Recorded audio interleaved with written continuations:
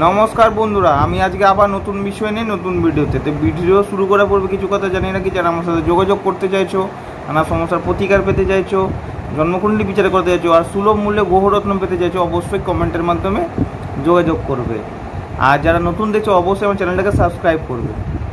आजके जे भिडियो सम्पर्के बोलबो सेटा होच्छे एई किछुदिन परे महालयार परे तोमार नवरात्रि शुरू हये जाबे। एई दुर्गा पूजार दिनगुलोते কোন রঙের পোশাক পরলে শুভ ফল লাভ করতে পারবে সেটা আজকে তোমাদেরকে এই ভিডিওর মাধ্যমে জানাবো। তাই ভিডিওটাকে প্রথম থেকে শেষ পর্যন্ত স্কিপ না করে ধৈর্য সহকারে দেখবে। তো চলো কথা না বাড়িয়ে শুরু করছি। প্রথম মাতে হলুদ রঙের কাপড় পরতে হবে বা বস্ত্র পরে পুজো করতে হবে। এই দিন মা শৈলপুত্রী রূপে পূজিত হয়। দ্বিতীয়াতে সবুজ রঙের কাপড় পরে পুজো করতে হবে।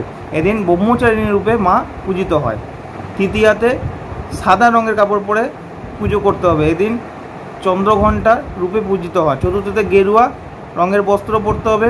এদিন কুষ্মাণ্ডা রূপে মা পূজিত হয়। পঞ্চমীতে সাদা রঙের পোশাক পরতে হবে। এদিন স্কন্দমাতা রূপে পূজিত হয়। ষষ্ঠীতে লাল রঙের পোশাক পরতে হবে।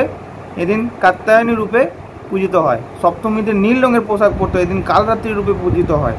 অষ্টমীতে গোলাপি রঙের পোশাক পরতে হবে। এদিন মহাগৌরী রূপে পূজিত হয়। নবমীতে বেগুনি রঙের পোশাক পরতে হবে। এদিন সিদ্ধিদাত্রী রূপে মা পূজিত হয়। যে এই যে পুজোর কটা দিন কী রঙের পোশাক পরবে আশা করি বুঝাতে পারলাম। এই রঙের পোশাক যদি পরতে পারো অবশ্যই শুভ ফল লাভ করতে পারবে। তো আজকের মতো ভিডিওটা এই পর্যন্তই। দেখা হচ্ছে নতুন ভিডিওতে নতুন বিষয়ের সাথে। নমস্কার।